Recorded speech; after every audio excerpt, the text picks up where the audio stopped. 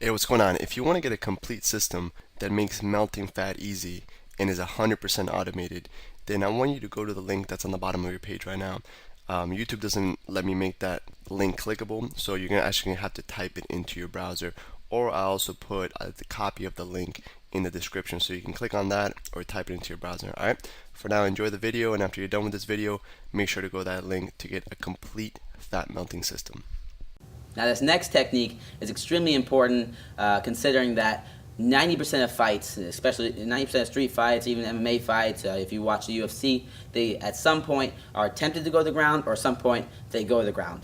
And right now you've learned some striking, learned your jab, your cross, your uppercuts, you learned where to hit somebody, you're becoming a professional striker, and that's great, you know. But if you can't defend a takedown, somebody takes you down, now you're in trouble. Now you're in their world. So we want to learn how to stop takedowns so we can keep it on standing, sort of like a Chuck Liddell. If you've ever seen Chuck Liddell, UFC Hall of Famer, he was a really good wrestler.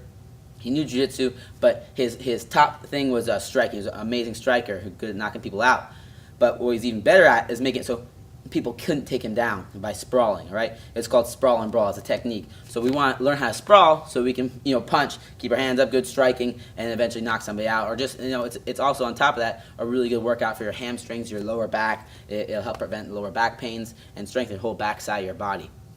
So normally somebody, when they try to take you down, Angela's going to do a basic kind of thing. She just tries to attack my legs, right? So when they grab your legs, she grabs my legs, boom, we grab our legs. We want to get our legs back, so that's why we use our sprawl, okay? I'm going to demonstrate. She goes to attack me now. She's pushing forward. I want to kick my legs back, put all my weight on her, and sprawl, blah, and it's going to flatten her out. See how she flattens out now? She's dead, all right? I keep my hips back. I push back, and I circle, all right? So I'm going to demonstrate without Angela, so I don't have to beat her up that bad.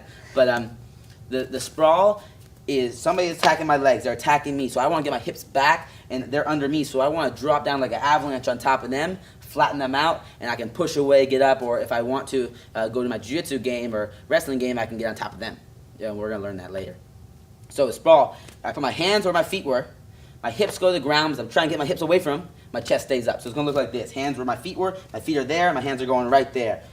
My hips are laying flat to the ground, my chest is up, I'm looking up, and my feet are laces down. That meaning I don't want to drive my feet into the ground, like so, and keep my hips down, because if they push into me, my feet are going to act like planted, and it's going to allow them to get back under me. I want to have my laces down, so if they push, I slide.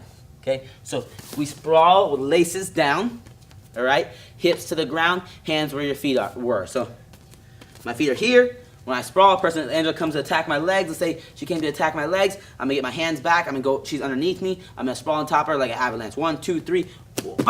And my hips are on the ground. Heads up, chest up. And from here, this is our sprawl. We flatten the person out, and now you can work our game from there.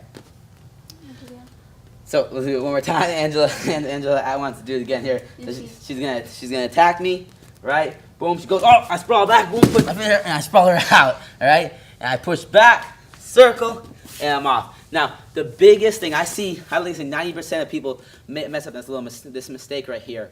And I've seen top college wrestlers do this. I've trained with the guys that train out, I don't want to name any schools, but really high-level colleges and high-level wrestlers, they'll mess up on this, and basic people mess up on this as well. And you're not going to mess up on it because you're going to know it now. So we'll sprawl perfectly. Now, when you sprawl, somebody's attack you. They try to take you down, right? A sprawl. Laces down, head up, all right? Now, a big thing people do is when they sprawl, they just come right back up here in that back air stance. That person's right there, and you just came back right in front of them, and now they're going to attack you again, and they have a better possibility of taking you down. So when we sprawl, we want to always do is they're underneath us, boom, they're trying to get to our legs, we want to act like life or death. So I want to push back, and I want to circle. So that's one of the biggest details. When you're drilling it, like a lot of times you'll see people drill, they're here, sprawl, back up in their stance. There's drilling it. But that's not proper practice, and it's not going to lead to perfection. Perfect practice leads to perfection. So we want to sprawl, push back, and circle. Hey, what's going on? If you're enjoying the video so far, do me a huge favor and click on the like button below. You'll get your good deed for the day out of the way. It helps me out a lot. Also, go ahead and subscribe and leave a comment. Something as simple as good video or I enjoyed the video. It really helps me out with YouTube. Alright, here's the rest of the video. So now, we sprawled, got the person underneath us. We're going to push away from them, circle around, cut that angle so they can't just jump right back at us. So another example, Angela's going to take one more for the team. She's going to shoot on me, boom. I'm going to sprawl, and I push back, circle. And now when she gets up, she'll know where I'm at. And I can punch her, kick her, do whatever I want, all right? So that's our sprawl. Very important technique, sprawl and brawl. You want to be able to control when you go to the ground and when you don't go to the ground. And whenever someone wants to take us down, we want to get away. We want to use one of our top techniques. Number one technique in stopping takedowns is a sprawl. So you got your strikes now, you got your sprawl. We're going to add them all together, and we'll be able to sprawl and brawl.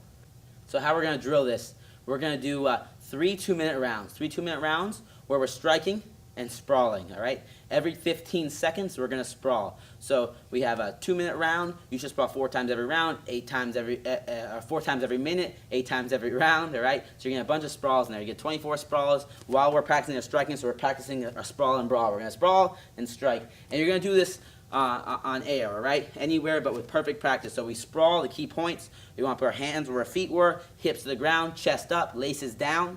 We're going to push back and circle. And Angela's going to demonstrate. So she's going to be in her striking stance. Okay? Good. She's striking. She has a jab, cross, 15 seconds are coming up. And now uppercut. And now she's going to sprawl. So she's going to sprawl. Good. Hands or feet are chest up, push back, and circle around. Okay? You want to push back. She's going to do again. She's going to demonstrate right here. Good. Face the camera. She's going to sprawl. Right here. Now she's going to push back on her knees, go on her knees, push back on her knees. Good. Now she's going to circle around. Good. And circle, circle, circle. So you're going to do that every 15 seconds. We're putting everything together now. We have our strikes now. We're mixing up our jab, our cross, our uppercuts, our hooks. We're putting our combinations together. And now we're going to add our sprawls in there. Every 15 seconds, we're going to practice on sprawling. I sprawl, push back, circle, jab, jab, cross. And again, it's at your own pace. As you get more fluid with it, you build that myelin, you're going to go faster and faster and be able to go harder and harder. All right? There's a perfect drill for this exercise, sprawling and brawling, practicing on your sprawl.